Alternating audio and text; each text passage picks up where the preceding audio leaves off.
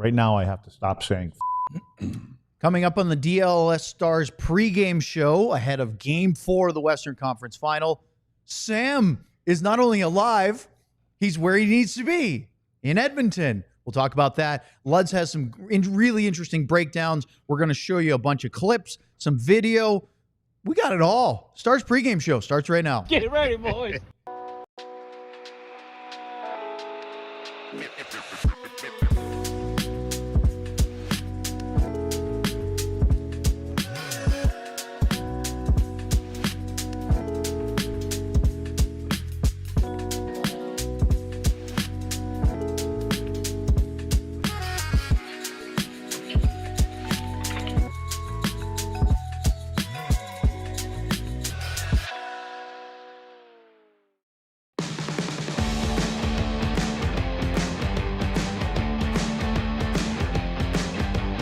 This is the DLLS Stars Pregame Show. Our Stanley Cup playoff coverage is brought to you by Bud Light. Bud Light, easy to drink, easy to enjoy responsibly. And by Happiest Hour, your home base and the best place to catch the NHL playoffs and cheer on the Dallas Stars, just steps away from the AAC. The ultimate spot with 50-plus beers and 40-plus TVs for all the big moments every single game day. Happiest Hour, your favorite spot for the Stanley Cup playoffs. And good evening, everybody. Welcome inside the DLS studio. We're here in the lounge getting ready for Game 4 of the Western Conference Final between the Dallas Stars and the Edmonton Oilers, alongside Craig Ludwig and our producer, John Andersen. I'm Owen Newkirk. Thanks for joining us, either here on the YouTube channel or watching in on Victory Plus. And guess who is out? Well, no, we'll introduce him in a second because we have to do our ball knower bonus first. And if you haven't heard about this already, this is your last chance for this particular ball knower bonus, which is for tonight, will mikkorantanen record a point in Game 4 against the Edmonton Oilers? Well, if you make the pick, get it right, you can win a gift card from the All City merch store if you make your pick correctly. How does it work? Start by picking if you think Rantanen will get a point tonight. Then make a purchase on our, browse our store, make a purchase of at least $25. If your pick wins, you win a gift card for the same amount as your original order. The important thing is you must click our link in the chat or in the show YouTube description to bet and get your gift card. So again, for all ball knowers, make your pick, place an order.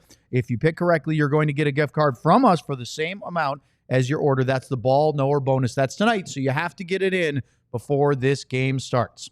Now I'll welcome in the intrepid and I would say somewhat well-traveled Sam Nestler. Sam, you are in Edmonton tonight, thankfully. What happened? what didn't happen. I don't know what you're talking about. I don't know what you're talking about. I had no issues. I was here for Game 3 right on time. No, it's pretty simple. Colorado had wicked storms all through the day. I was traveling. Just no flights once I got there in order to get to Edmonton that night. So got to stay in Colorado. And then the next day had the same issue. It was raining, thunder and lightning was shaking the hotel. People sleeping on the floor in the hotel, sleeping on all over the airport. It was a pretty wild scene. I just got lucky that I got a hotel room because otherwise I'd be sleeping on that airport floor for about 24 hours. But bummed to miss Game 3, but as you guys know, I'm just happy to be here, and it's a pretty electric atmosphere over here.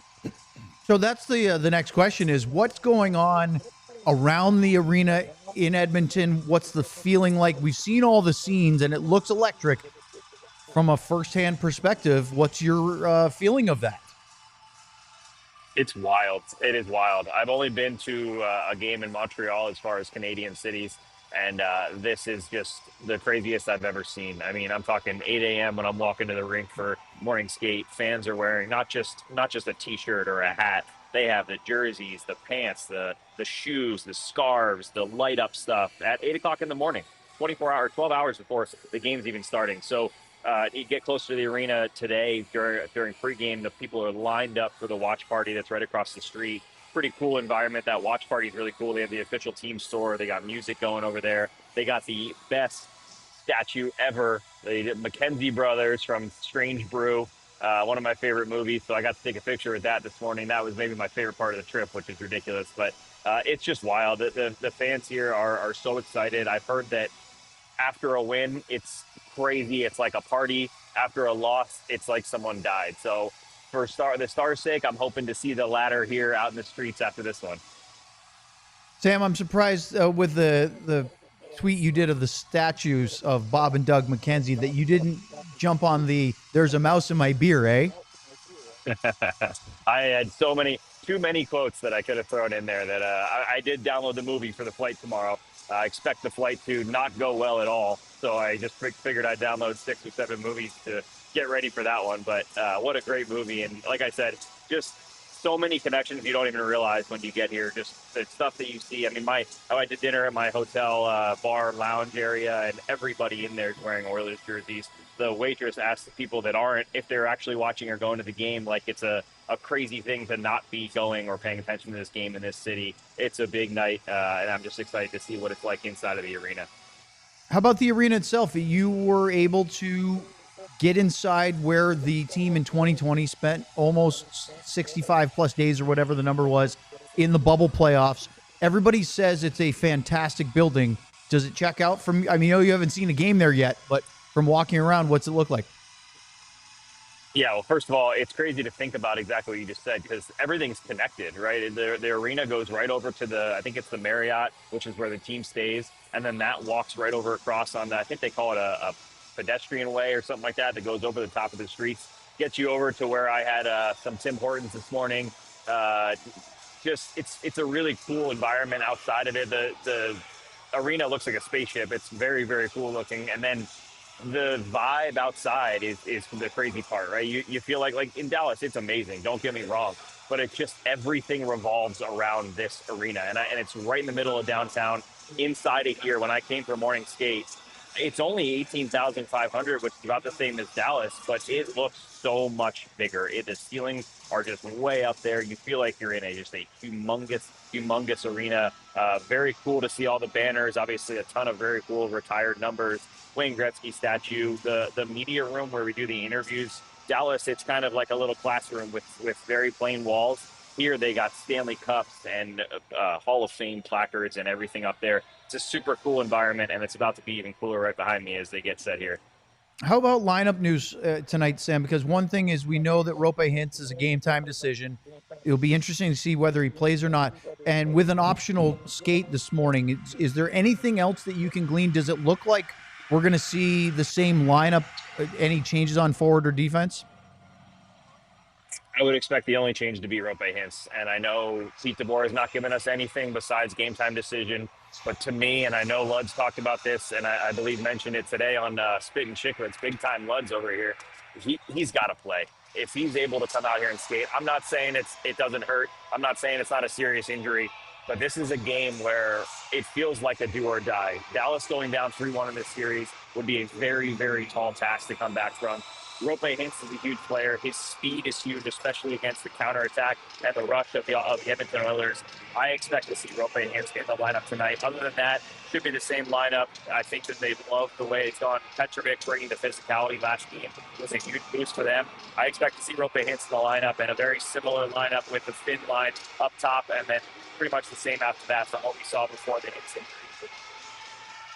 Hey, Sam, I know it's getting loud in there, but Allie was in the chat saying my favorite part about the Bob and Doug statue is that it was like it almost just showed up one day and no one here questioned it.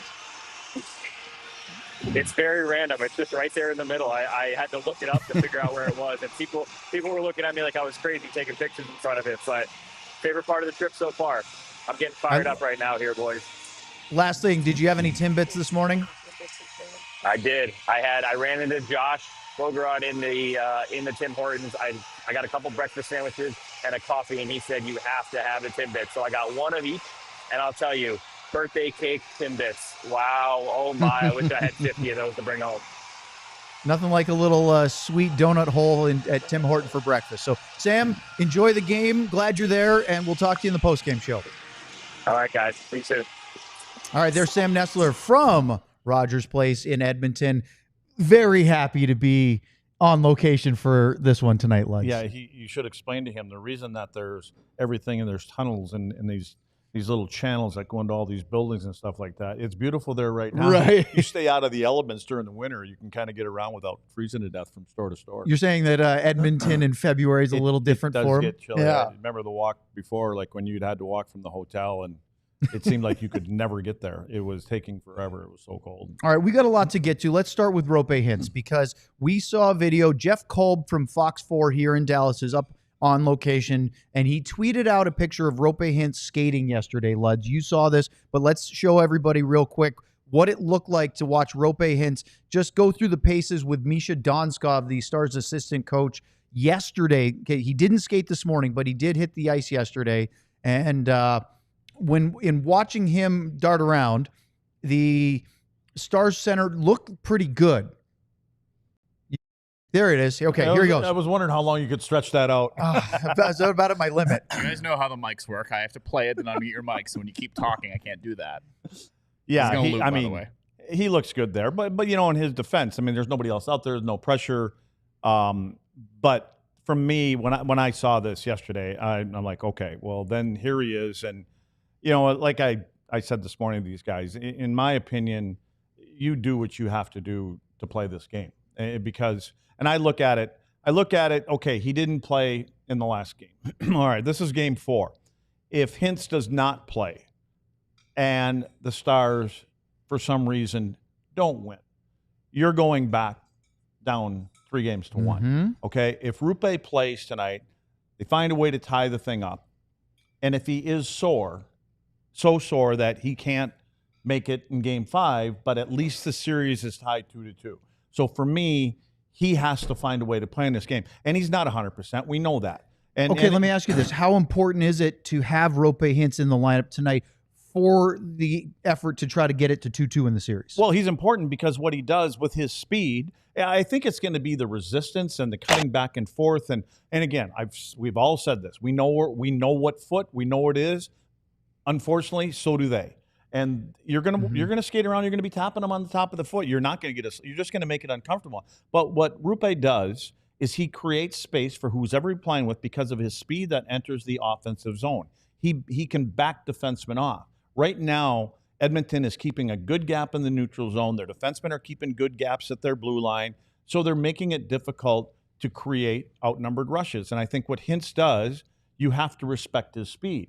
And so he will pull somebody back at some point. And then what you do is you make sure you get a defenseman involved. And you get a defenseman up in there. And sometimes Hintz may not get the puck back, but a guy like Rantanen will find a defenseman trailing late, and you'll find a little pocket in there. So just his speed, forget the rest of his game, his passing ability, the way he can shoot, that causes more of a problem than anybody else probably on this team because of the way that he can drive. And what he does, when he does it, he doesn't drive through the perimeter. He literally drives through the middle of 2 defensemen, which, again, causes a little indecision. My guy, your guy, who picks him up? He's on the ice, according to Sam.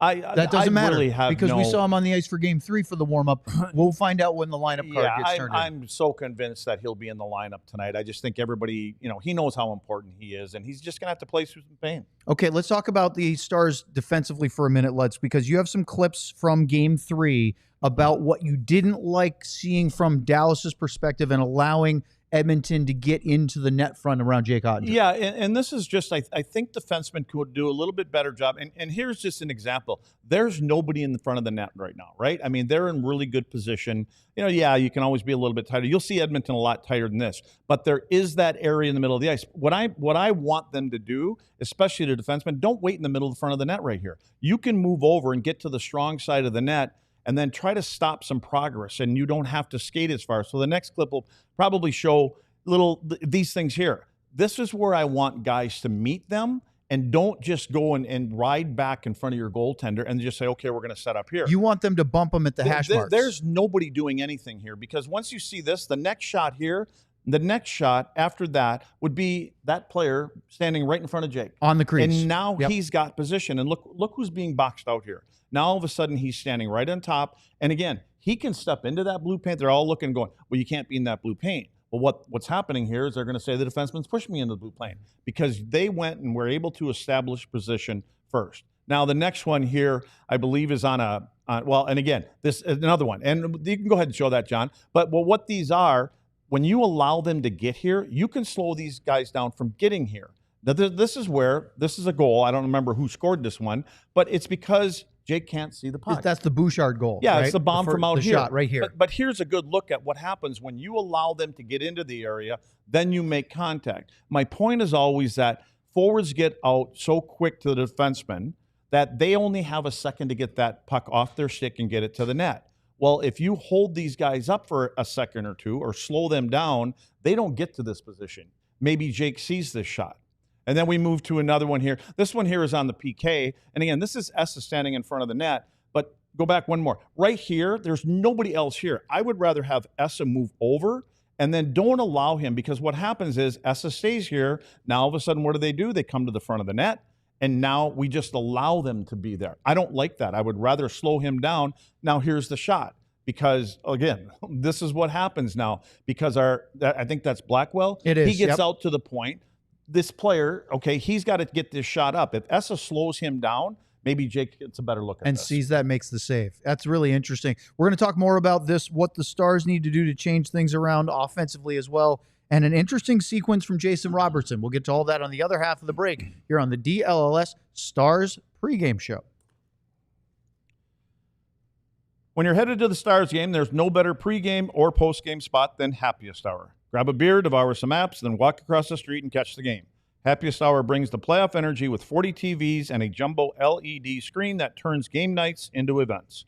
Happiest Hour doesn't just do apps, they do team happytizers. The Ferris wheel of wings, a jumbo pretzel, a nacho tower, and more. And add that to a full menu of game day favorites, and you've got a playoff spread worth cheering for. Happiest Hour has over 50 beers on tap, signature cocktails, frozen drinks, and beer towers for the table. Join us for happy hour from 4 to 6 p.m. on weekdays and score half off apps and signature cocktails. It's the best value play in Victory Park. Whether it's a weekday or weekend, Game 7 or the offseason, Happiest Hour is our favorite spot. Check them out right down the street from American Airlines Center.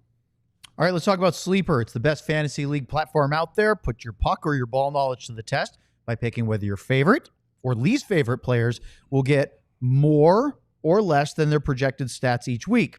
We have John's picks for Game 4 coming up in just a moment. With Sleeper, the more picks you combine, the more you can win, all the way up to 100 times your money. You can get breaking news on major injuries, instant alerts, stay ahead of the game, make sure that you know exactly what you're doing before you make those picks while using Sleeper. If you think you have what it takes, new users can download the Sleeper app and use the code DLLS Stars. See right there at the bottom of the screen, DLLS Stars, to get $55 in free entries when you place a $5 contest. Apply it to any contest, doesn't have to be your first. Terms and conditions apply. See Sleeper's terms of use for details. Currently operational in over 25 states. Check out Sleeper today. And here's John. I'm surprised we haven't been doing this the entire playoff run, because looking down at the Sleeper entry for this evening, one thing just really stuck out to me, and it was Jamie Benn less than 0.5 points. Probably should have been doing that every game. So we're going to do it tonight, combine it with Connor McDavid to record more than 0.5 goals. And, of course, Esa Lindell more than 2.5 blocked shots. $10 wins $56.96. Thank you, John. In that theme for a minute, before we get into Jason Robertson discussion, Luds was on Spit and Chicklets. It came out this morning. And, Luddy, they talked about your shin pads, of course. And that's has to be doctored. A distorted view. That has to be a fake photo, because it looks like you're wearing goalie pads out there, right? No, that is a real photo, but if you look at it in a certain way and you blow it up, that's what it looks like. Now, if again, that's probably sometimes what the forward sees. Maybe they think it looks like that too. But yeah, I mean, they were seriously, like, these three clowns over here giving me a hard time about it. But yeah, I mean, they were big. I mean, listen, it wasn't easy. They were flat. I mean, They were literally flat. So, and I did not want that. We just put some plastic on it. And you told the story. And I just wanted to be able to pull them in, and I tried to get them in. And but you know what? The older you get, the less you have to move. You don't have to move as far. It's true. Things like that. Now, like a sheet of plywood. One of the things that came up on this show that I wanted to ask you was something that Paul Bissonnette Biz asked you, which was, is Jamie Benn being a little quiet in the playoffs? And as John just said in his sleeper picks, he's going with Benn less than 0.5 points. What's up with the captain? I don't know. And again, is it getting to be 35 years old? It's not like Jamie doesn't know and doesn't want to get to the areas. I do think that I think there's been times in the last couple playoff rounds where maybe he's gotten a little overzealous at times and took a couple penalties. We are all talking, with the whole Nurse situation, he would probably be the guy that would be knocking on that door.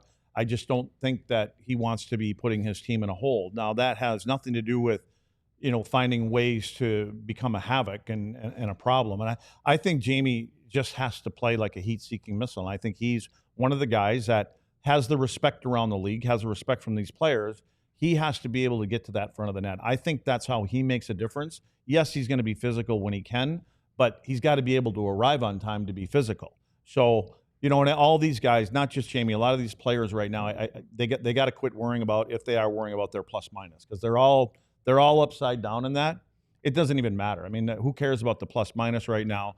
They have to get their 5-on-5 game on track. And but yes, it starts with the captain, and Jamie Benn has to somehow turn back the clock a little bit when it comes from the physical standpoint and setting the tone for a hockey game.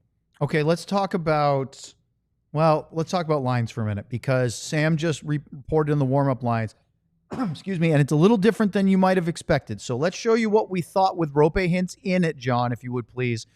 This is what the expectation was, right? Is that Robertson was playing with Johnson and Dadonov in the second and third period. And, of course, with Hintz out, things were jumbled a little bit. We saw Beck with Steele and Blackwell.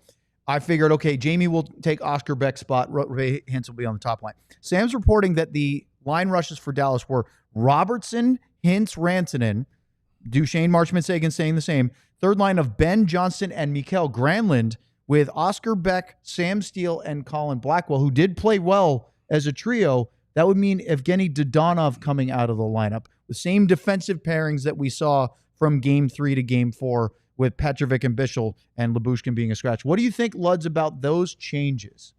I was playing with it today, so I expected there to be changes. I mean, again, you gotta shake guys up. You gotta put them. It's not. I don't even remember what you said up there. To be honest with you, I was looking to see what I had, but I had things all shaken up. I moved Wyatt up. Where are we at? Right here. We got Robertson, Hintz, and Rantanen together. Robertson, Hintz, and Rantanen. Yeah, I didn't have that, and that's fine. I think that this is not the time. There's times during the regular season when even good players are in a bit of a funk, and if they're not finding their way out of it, you know what? You get them upset and you move them down. You take the one thing that you can control from players is their minutes played, and you can take that away. To me, this is kind of like situation critical. Right? I mean, they've got to win this hockey game. They do. And if they're going to get out of this series, which it's not like they're in a deep hole here, but it's probably going to be on the legs of their best players. Robo's got to score. Wyatt's got to score. Duchesne's got to score. And you've got to put them, if you got to rattle the cage, you got to move them up. You got to force them out there. I think Robo's done a pretty good job lately of at least trying to get to the front of the net.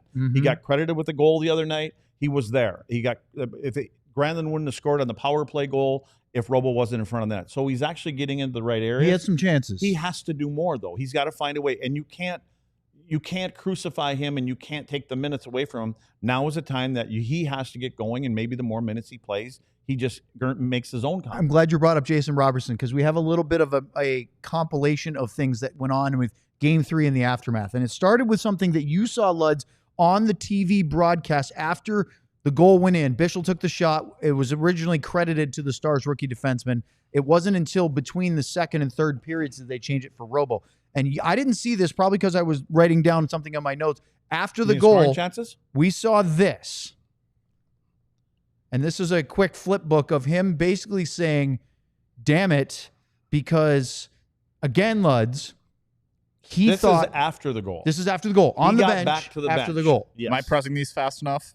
Yeah, that's pretty good, John. I like what you did there. So what was your thought of when you saw that? Okay, I don't know anything. Of course. But when I saw him go back to the bench, and he doesn't know he's on camera. He doesn't know that they're zooming in on him. I thought he was pissed off because he didn't get credit for the goal. And I think he kind of had a feeling that he got the goal because he was standing in front of the net. It did come off. I thought it hit him in the back of the heel and went in. But at the time, I think he was upset that he didn't get credited for the goal. And then ultimately, I know you want to lead into that. Well, yes. Go ahead. So thank you. Post-game, he was interviewed, and here's what he had to say when sure sounded like he had no idea that it was, in fact, his goal. Where'd the puck get you? Did you deflect it or did it hit you on the goal? I didn't see it. Did you deflect it? Oh, I don't know. Oh, okay. Honest question. I didn't see it. No, I don't know. Okay. Does it feel pretty good to finally get that first playoff goal for you?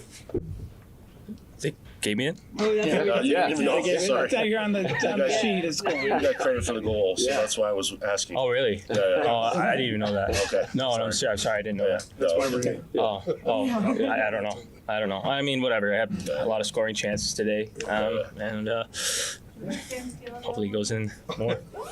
Thanks. Cool. It did seem like Jason, who's being very honest there, his mood improved just a little bit. He was playing it well. He was asked about it again this morning after their optional morning skate. Here's what he had to say. Did you ever figure out where that goal hit you? Yeah, I did. Yeah, so when I rewatched it, it made more sense. But I was tangled up with a defenseman, so I didn't really react at it. Where did it get you? The bottom of my blade. Yeah. Does it make a difference to get a goal? I mean, does it take any weight off or? I mean, yeah, I think it's neat. I think last game I had a lot of shots and chances. So I mean, I didn't know that until after the game. But yeah, it's good to get off that side and hopefully build off for the game tonight. And that's the point of all of this, Luds, is one goal, his first of the playoffs in 9 games out of 3 points to get off the snide and get a chance to get going. He had some shots. He had some chances. He gets credited with a goal. He had a couple of nice plays earlier in the series, that Granlund goal in game 1. He needs that little bit of confidence boost because once he gets going, he can be lethal. Yeah, and he's important for this team to advance to the next round. And so good on coaches, good on getting him up there, and now continue that. And so that, and again, it can't just be Robo. Well, it could be. I mean, who knows? Maybe he's the guy that gets the 3 tonight. But other guys have to get their game together. And it's been a slow roll 5-on-5, and so it's nice that he's got that, and you, so to speak, get the monkey off your back. And let's see where he can go with it tonight. Okay, so a couple of things to get to here. One is the Oilers lineup news. Now, John, if you would put up the forward group, this is how they played a little bit of an adjustment, Luds, because from their perspective, even after being in the lead, they got really pushed back in the second period of Game 3. So they moved Draisaitl for the third period up with McDavid and Corey Perry, and so we thought maybe they were going to do this. Connor Brown is out. He took a hard hit from Alex Petrovic in Game 3. He's out of the lineup, so Victor Arvidsson will come back in. The warm-up lines for tonight are not what we predicted because everybody said up in Edmonton, Podkolzin, Janmark, and Arvidsson are going to play together. They could switch to the groups you're seeing on the screen if they feel the need to have Draisaitl and McDavid on the same line. But the warm-up lines have the Nugent-Hopkins, McDavid-Hyman line together, Podkolzin, Draisaitl, and Corey Perry getting a bigger look. And then they have Kane, Henrique, and Kapanen, Frederick, Janmark, and Arvidsson. But don't be surprised, Luds, if at some point tonight, if things aren't going well for Edmonton, if we see Draisaitl, McDavid on the same line. Yeah, I mean, they got all different kind of combinations. But what you see is a consistent Perry on one line, Kane on another line, Podkolzin on another line, and Frederick on another line. They've got their shift disturbers, one on each line. Every single one. And so they add that element to each one of them. And it's been, this team, I believe it's in the last couple years, in games 4 through 7, they're 16-2. So, this is the time that they seem to come alive, and I think they've changed a little bit about the makeup of their team. They've added those kind of players, and they got a little bit of pushback on each line, and they can cause a little havoc in front of the net. So that's, and again, I think we expected Draisaitl and McDavid to get there, especially at home. They're going to be able to get their matchup who they want them to get out against. Stars head coach Pete DeBoer during the practice day yesterday had a comment that I'm going to share with you in a moment. He also reiterated it this morning. I didn't clip that one because he said similar things. But in essence, getting the lead would help. I think probably for me the biggest factor so far in the 3 games has been we're chasing every game. We're behind in every game, pushing for offense. And if you're a couple feet out of position pushing for offense and the puck goes the other way with some of the guys they have over there on the ice, you're in trouble. And I think that was kind of the case last night. I thought, we had a great second period. We're behind in the game, which has been the story for the entire series so far. chasing the game. And when you haven't scored and you're pushing for that goal, they have that ability that they don't need a lot of looks the other way. It's in the back of the net. So we've got to either get a lead or be a little more patient in those situations, knowing how dangerous they are going the other way. And I think we talked about this in the post-game show. It works the same for the Stars. Dallas is a really good counterattacking team. If they have a lead and are forcing the other team to push and make mistakes, and they can open up and hit them. So my question to you, Luds, is, having heard what DeBoer just said, the Stars only have scored once in their last 2 games against Stuart Skinner. What has to change offensively? Traffic. They've got to make life uncomfortable for them in front of the net without taking penalties. I mean, this is playoffs. I mean, what are we talking about? What's causing the problems in front of Jake? It's because they're getting bodies right on top of the crease. They're getting into the blue paint. So they're just going to have to find ways to get on the inside of these. And it's difficult because they pack everybody in.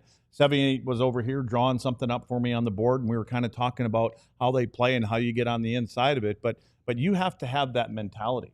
You have to – the guys without the puck, and especially once you get below the tops of the circles, you start getting in the faceoff dot. If you don't think you're getting that puck back, you can't stay on the outside. You got to find your way inside there, inside of that mess that they have, and do something in there. Because don't stand on the perimeter, because they're winning most of those battles because they've got more dark jerseys in there than light jerseys. All right, we're out of time, but we have a couple of super chats I noticed, John. So let's get those real quick before we get ready for our watch along. Kiefner with a Haskin 99. Luds, bring the shin guards into the show.